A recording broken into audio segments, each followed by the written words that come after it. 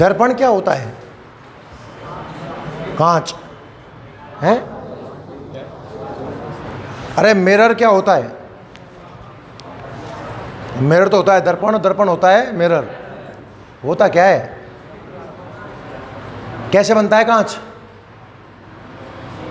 अगर हम एक पारदर्शी प्लेट लें, सुनना ध्यान से, पारदर्शी मतलब जिसके आर पार देखा जा सके, और उसके एक और पॉलिश कर दें किसी ऐसे पदार्थ की जो प्रकाश किरणों को रोक पाए। एक पारदर्शी सतह लें, कांच ले लें, और एक और सबसे बढ़िया पॉलिश मानी जाती है रजत, चांदी की। किसकी मानी जाती है? अब 5 रुपया का कांच और हम चांदी की पॉलिश संभव हैगा? तो कोई भी एक ऐसा मटेरियल जो सस्ता हो और प्रकाश किरणों को रोक पाए, क्या बनाता है? दर्पण। सुनना बहुत ध्यान से।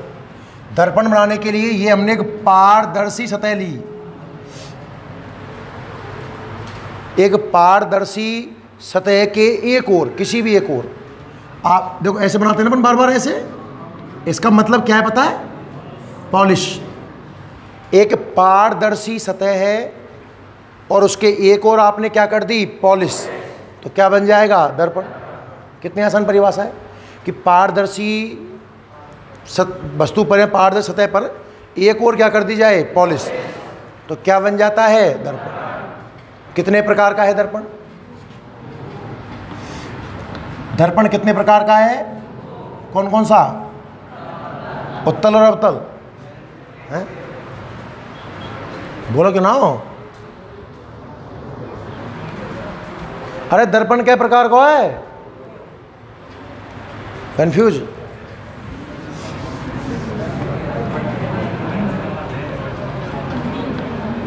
तीन प्रकार को है।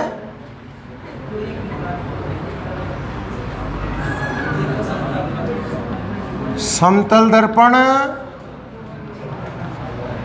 और रो ने कहा रो, गोलीय दर्पण बनाने के लिए पारदर्शी प्लेट के एक और क्या करनी पड़ेगी? पॉलिश। अब मान लो पारदर्शी प्लेट बिल्कुल सीधी है, हाँ या ना, और इस पर आप एक और, किसी भी एक और कर सकते हो, पॉलिश कर रहे हो, तो क्या बन जाएगा? समतल दर्पण। क्या बन जाएगा? और अगर प्लेट वक्राकार है, मुड़ी हुई है, और उस पर आप पॉलिश कर रहे हो, तो कौन सा बन जाएगा? गोलीय दर्पण। और गोलीय दो प्रकार का होता है। कौन कौन सा? एक तो अवतल दर्पण और दूसरा उत्तल दर्पण। अवतल कब बनता है? बक्राकार प्लेट ऐसी रहेगा, ऐसी बक्राकार ना है, वक्राकार है, मुड़ी हुई, वक्र के आकार की। अगर आप इस पर यहां पॉलिश करते हो तो कौन सा बन जाएगा? अवतल। बाह्य भाग में पॉलिश करी जाए तो कौन सा बन जाए? अवतल। और अगर तुमने आंतरिक भाग में पॉलिश कर दी यहां, तो कौन सा बन जाएगा? उत्तल। अब यूँ बताइए, प्रकाश किरण कितने आवेगी? पॉलिश माउते बिना पॉलिश माउते? तुमने कब पॉलिश माउते मुंह देखो है अपना? संभव ही ना है। देखो वैसे नहीं, तो यहां में प्रकाश किरण यूँ आवेगी ना? अरे हाँ या ना? और इसमें प्रकाश किरण इधर से आएगी शायद। अच्छा, हम प्रकाश किरण को अक्सर लेफ्ट टू राइट लेके आते हैं, कोई नियम नहीं है इस चीज़ का, पर चूंकि हम लिखते लेफ्ट से राइट है ना, इसलिए तो इस दर्पण को ऐसे ना बनाकर अपन ऐसे बनाया करेंगे, ऐसे, और पॉलिश यहाँ कर देंगे। ये बात समझ में आई कि नहीं आई? अगर कुछ भी नहीं आया हो तो कम से कम सकल सूरत ही सबके याद कर लेना। कबू ना पूछेगा परिभाषा कि बता अवतल दर्पण काईते के हैं, उत्तल काईते के हैं, कभी नहीं पूछेगा, मेरी गारंटी है। पर हम बार बार बनाएंगे अवतल दर्पण, तो अवतल दिमाग में आते ही ई चित्र आ जाना चाहिए। समतल में तो कोई टेंशन नहीं ना से आता है, अवतल उत्तल में कन्फ्यूज है सको। ऐसो बना के नहीं, बाहर पॉलिश कर दे तो कौन सा? अवतल, और अंदर पॉलिश कर दे तो उत्तल। नाम याद होएगा ना हुए? फटाफट छाप, जल्दी से हेडिंग डाल। दर्पण, हेडिंग लिख दर्पण, और दर्पण में लिखे यदि पारदर्शी प्लेट, यदि पारदर्शी प्लेट के एक ओर, यदि पारदर्शी प्लेट के एक ओर रजत पदार्थ की पॉलिश कर दी जाए,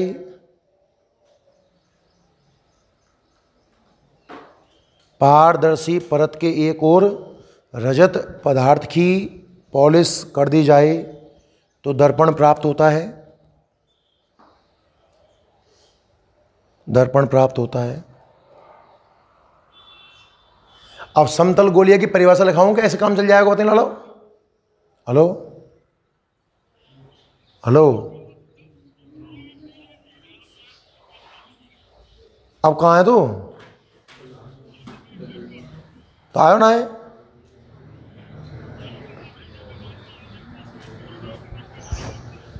हाँ, तो पूरी परिभाषा लिखाऊं कि इनते काम चल जाएगा तुम्हारा चित्र थे? लिखाऊं कैसे? समतल दर्पण, अगर प्लेट सीधी हो तो समतल बन जाता है, वक्राकार हो तो गोलीय बन जाता है, बाहर पॉलिश, समझाएंगे ऐसे? तो आप ज़्यादा दादा ना करते हुए छाप दो सिस्टम। सकल सूरत समन की याद कर लीजिए। जब मैं अवतल उत्तल बोलूँ तो चित्र तुम्हारे दिमाग में आ जाना चाहिए, बस ज़्यादा कुछ ना हो तो।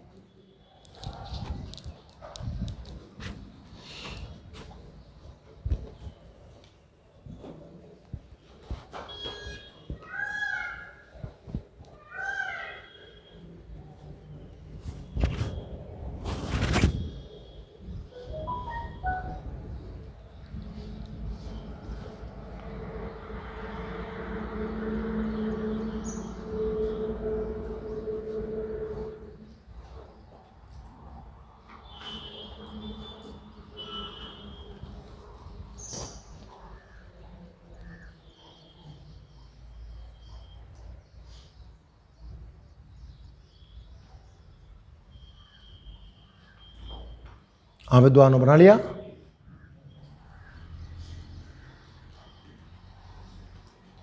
हमें ज़्यादातर अब इस चैप्टर के अंदर पढ़ना है गोलीय दर्पण। समतल तो ना के बराबर है, कौन सा पढ़ना है? गोलीय। तो आप गोलीय दर्पण में आपने कुछ डेफिनेशंस, कुछ नाम सुने होंगे। ध्रुव, वक्रता केंद्र, वक्रता त्रिज्या, फोकस, फोकस दूरी, मुख्य अक्ष, ये नाम सुने हैं क्या? तो अपन कुछ परिभाषा पढ़ेंगे, हेडिंग डाल दें आप।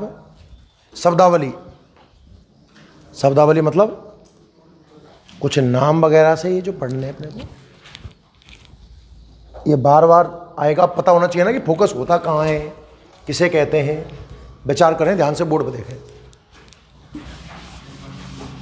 देखिए, अरे एक बार समझ लो अच्छे से ना। मान लीजिए कि मैंने, बताओ कौन सा दर्पण है ये? अवतल के उत्तल?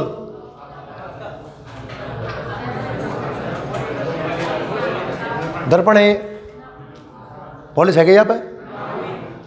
कोई सा दर्पण है, सतह है तो। हाँ, अब कौन सा दर्पण है?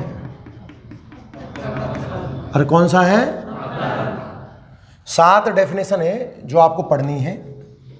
सबसे पहले हम बात करते हैं द्वारक की। किसकी बात करें? द्वारक। द्वारक क्या होता है? गोलीय कटा हुआ भाग। कौन सा भाग कट रहा है? देखो, दर्पण ऐसा होगा मेरा हाथ जैसा, ऐसा समझा आपको। तो द्वारक, इस मान लो ये ऐसा लग रहा है ना अवतल सो, तो ये जो हिस्सा आपको दिख रहा है ना, ये द्वारक है। बड़ी सरल सी परिभाषा है समझने के लिए कि दर्पण का वह भाग जिस पर प्रकाश आपतित हो। अभी जिस दर्पण सामने रखा हुआ है, तो प्रकाश मान लो इधर से आया तो यहाँ से लेके यहाँ तक पूरे हिस्सा पे तो आवेगा। अरे हाँ है ना, तो वो पूरा हिस्सा फिर क्या बन जाएगा उसका? द्वारक।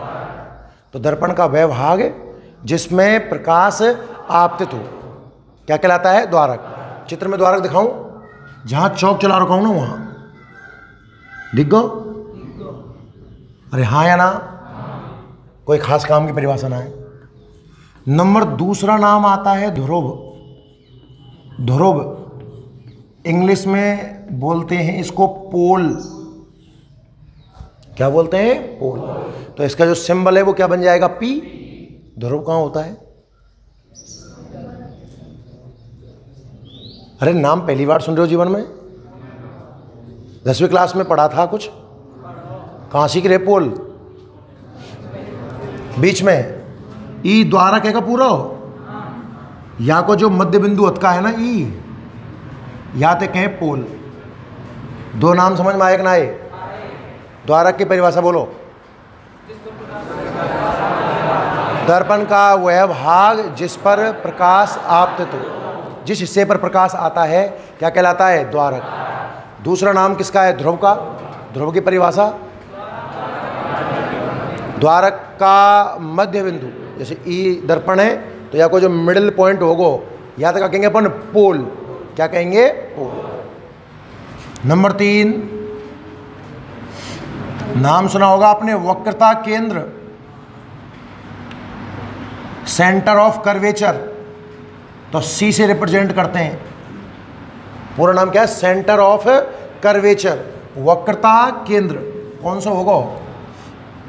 देखो दोनों बना रहा हूं आपके सामने, यहां बोर्ड देखो, उठाओ। कौन सा दर्पण है? अरे एक बार तो बोल वो सीखो तुम यार, कौन सा दर्पण है? तो बोलो, हमको शर्म आ रही है। और ये कौन सा हो जाएगा? है वो? ये कौन सा है?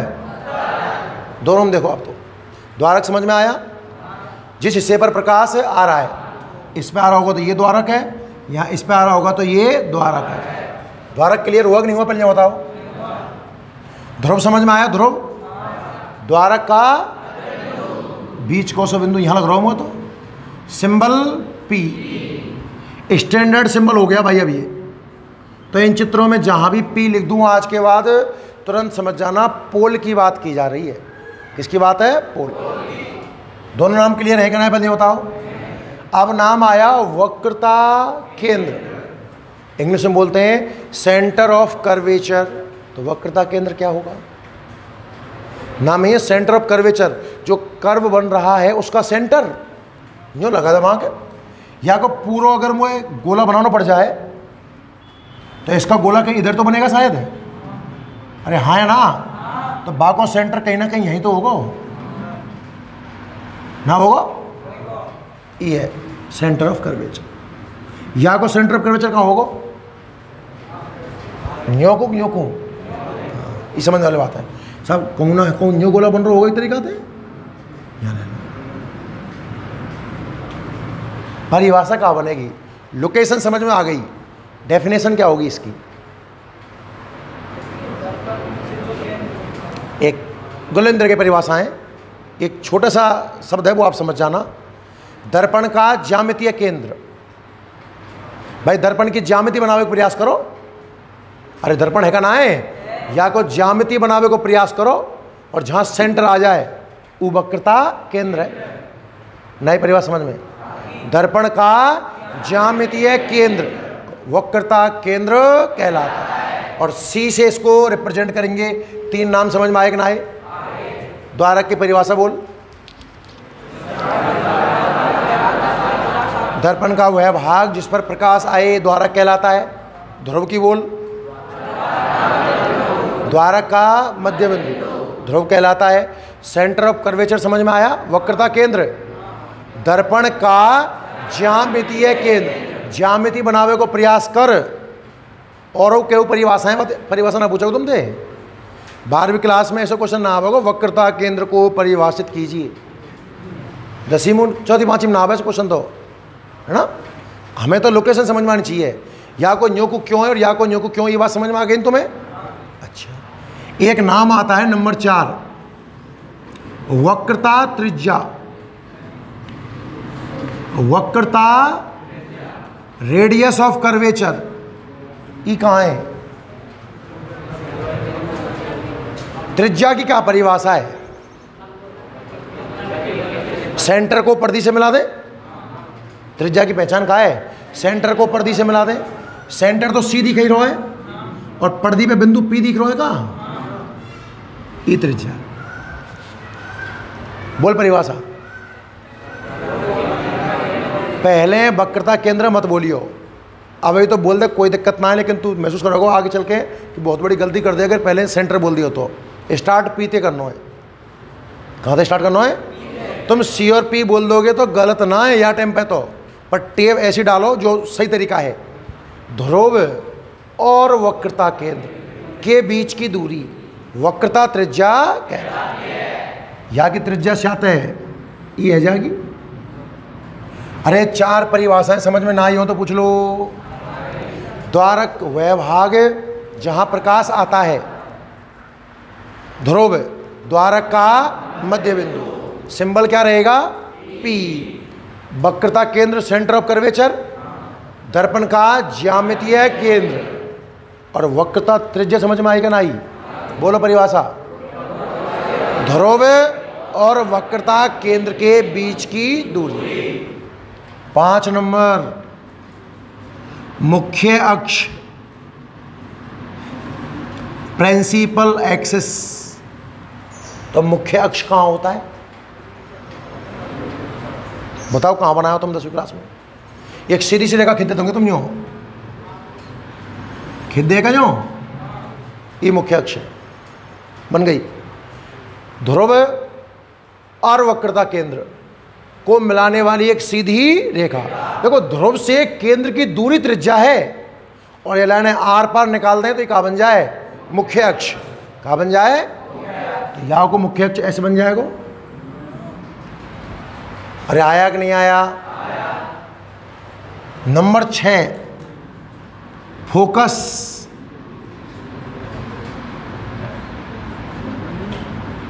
फोकस बिंदु कह दो, या फोकस में कुछ ना लगे तो फोकस बिंदु ही माना जाता है।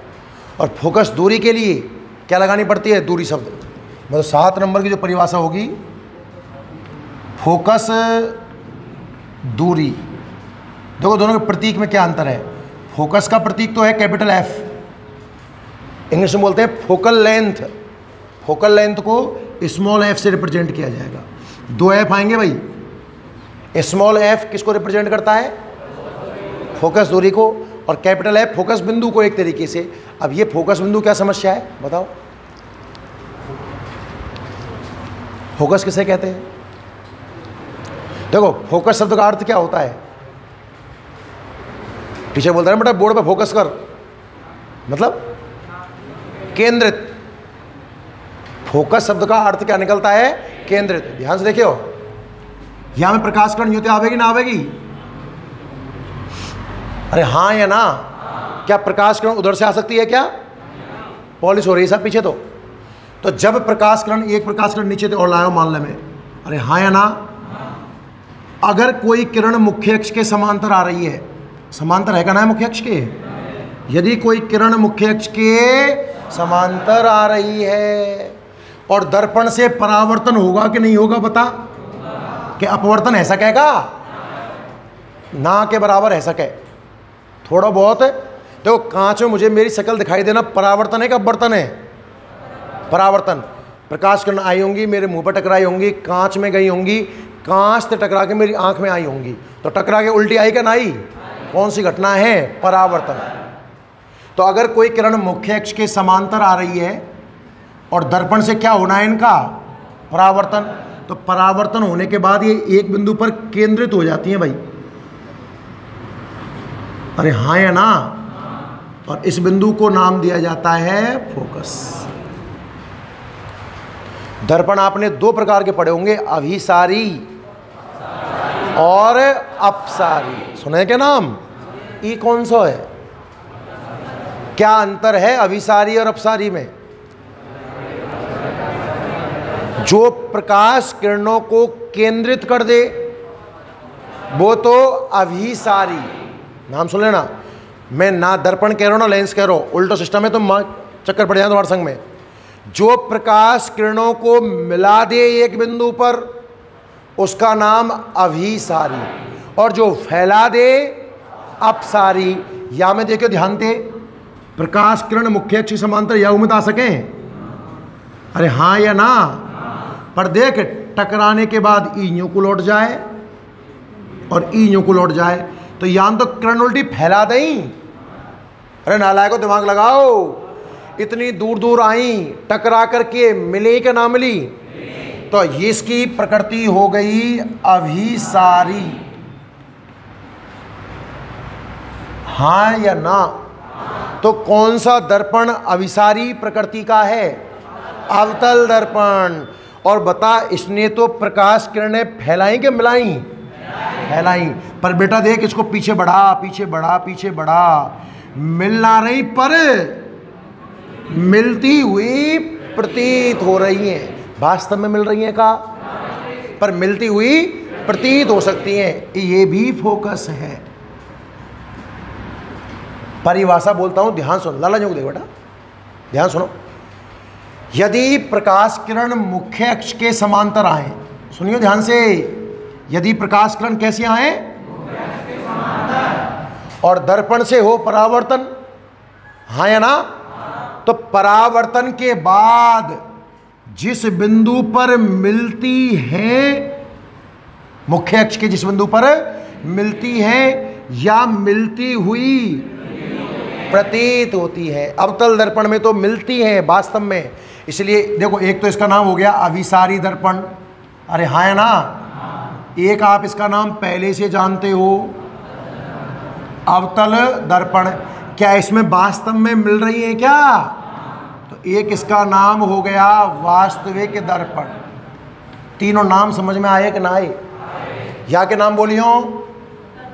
एक तो उत्तल दर्पण, क्या प्रकाश किरणें मिल रही हैं कि फैल रही हैं? या के मारे या को नाम अपसारी दर्पण। और वास्तव में मिल रही है कि मिलती हुई प्रतीत हो रही है?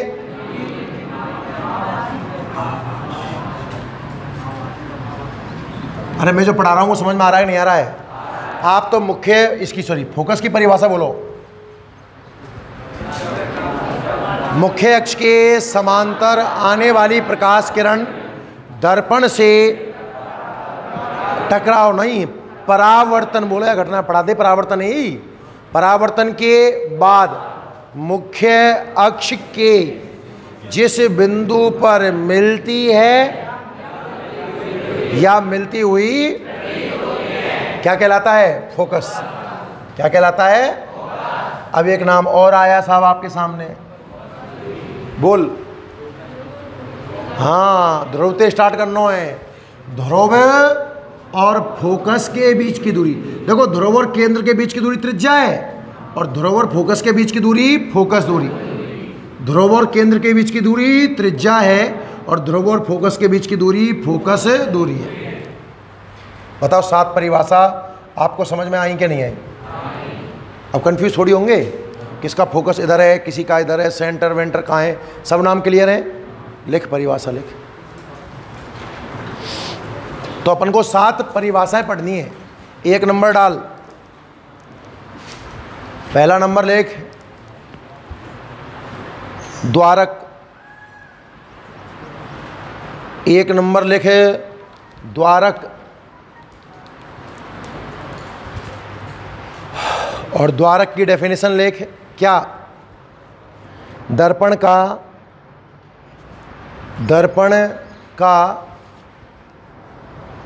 वह भाग।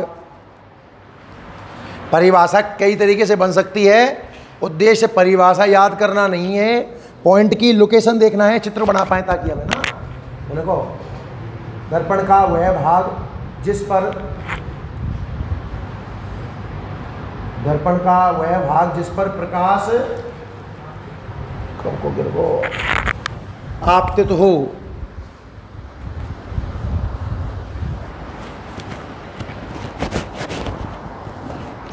दर्पण का वह भाग, अरे बोलो नालायको, जिस पर प्रकाश आपतित हो, द्वारक कहलाता है।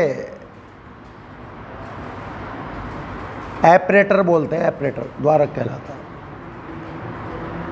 2 नंबर ध्रुव। ब्रैकेट में पोल, तो प्रतीक क्या बन जाएगा? P बन जाएगा ना। ध्रुव की परिभाषा लिख लो भाई। द्वारक का मध्य बिंदु ध्रुव कहलाता है। द्वारक का मध्य बिंदु ध्रुव कहलाता है।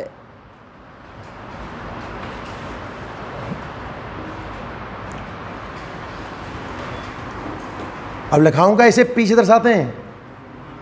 लिख लो डैश लागने। इसे पी, कैपिटल पी से दर्शाया जाता है। इसे पी से दर्शाया जाता है। क्या है गए? 2 नंबर 3 कौन सी परिभाषा बताओ? बोला करो। लिख वक्रता केंद्र, ब्रैकेट में लिख दे कैपिटल सी, है वो प्रतीक यहीं। लिख परिभाषा बोल। दर्पण का ज्यामितीय केंद्र, दर्पण का ज्यामितीय केंद्र। भाई दर्पण की ज्यामिति बनाने का प्रयास करना, जहां सेंटर हो वही है। दर्पण का ज्यामितीय केंद्र, कॉमा लगा दे, वक्रता केंद्र कहलाता है।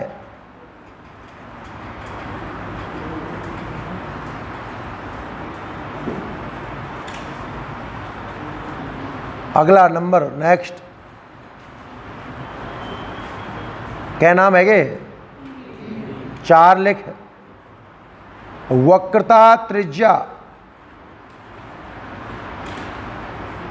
ब्रैकेट में का सिंबल है कैपिटल आर। बोल परिभाषा। ध्रुव और वक्रता केंद्र के बीच की दूरी, ध्रुव और वक्रता केंद्र के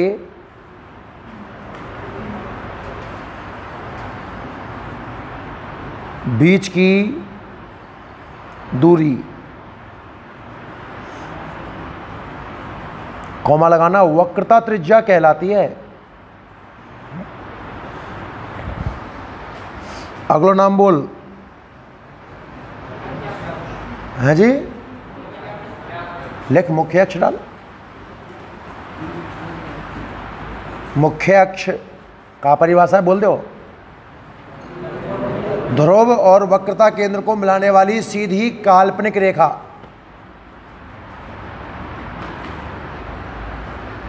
ध्रुव और वक्रता केंद्र को मिलाने वाली सीधी काल्पनिक रेखा मुख्य अक्ष कहलाती है।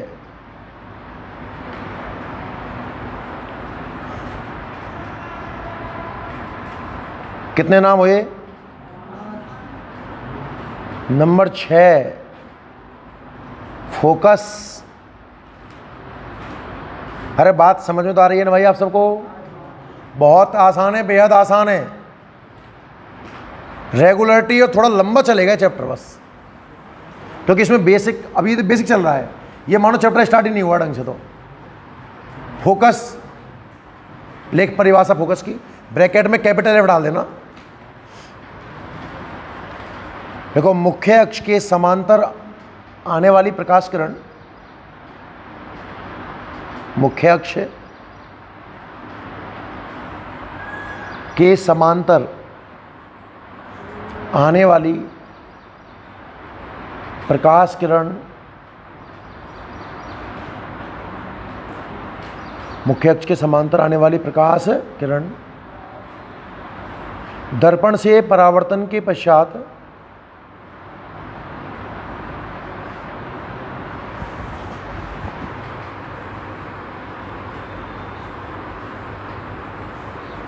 दर्पण से, बोलो, परावर्तन के पश्चात मुख्य अक्ष के जिस बिंदु पर मिलती है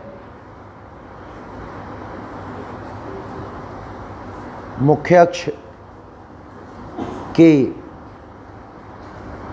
जिस बिंदु पर मिलती है अथवा मिलती हुई प्रतीत होती है,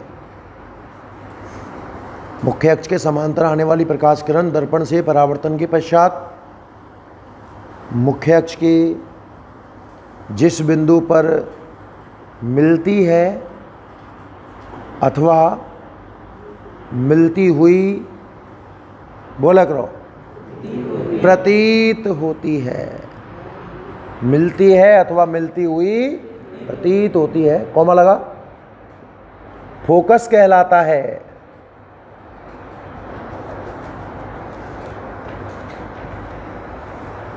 फोकस कहलाता है। अब अवतल दर्पण में तो वास्तव में मिलती है और उत्तल में मिलती हुई प्रतीत होती है। नेक्स्ट नंबर 7, फोकस दूरी ब्रैकेट में स्मॉल f,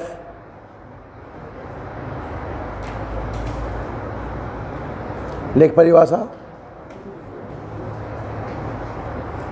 ध्रुव तथा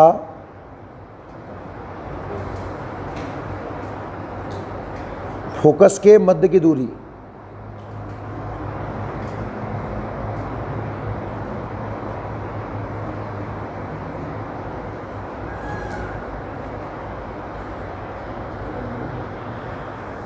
ध्रुव तथा फोकस के मध्य की दूरी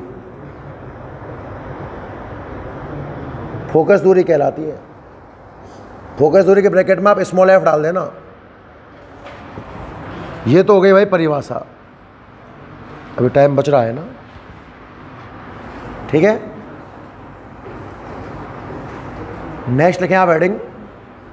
यहां तक कहानी क्लियर है क्या? अरे दर्पण की शक्ल याद है सबन की, समतल अवतल उत्तल, ये दोनों चित्र बनाओ सर। यहाँ बिल्कुल चित्र बनाइए, अगल बगल में दोनों बना लें, 3-3 नाम लिख लें दोनों के।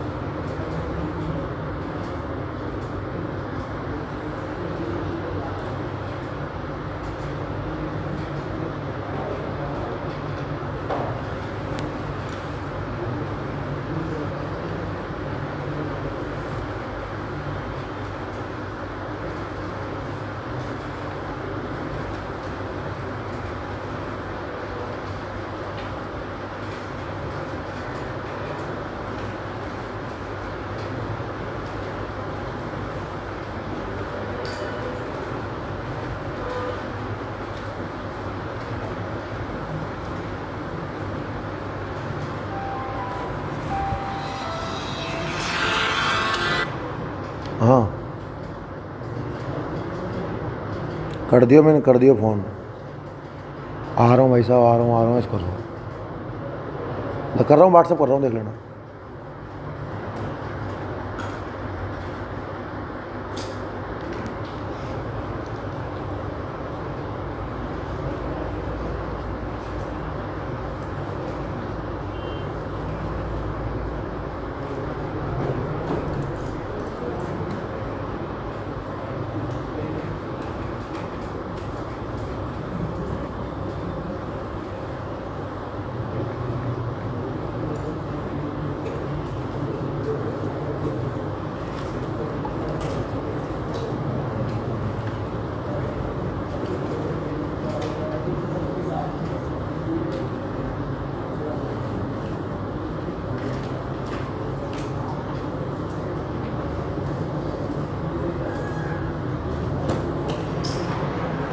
हाँ भाई हो गया।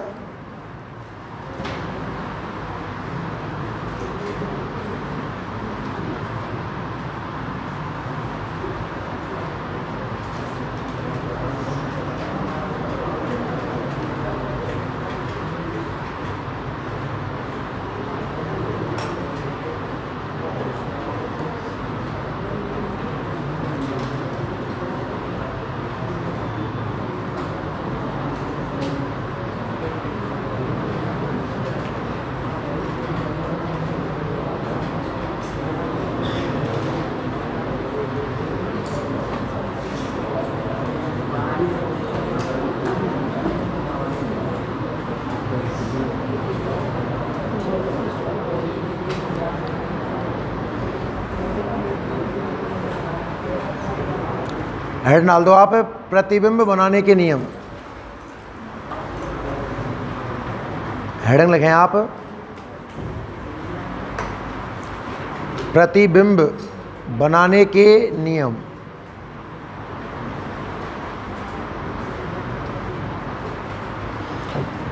ये पढ़ेंगे अपन अगले टर्न पर, है ना। प्रतिबिंब बनाने के नियम पढ़ेंगे अपन कल। ठीक है, 5 मिनट है, 5 मिनट में 4 मिनट ही होगा भी नहीं।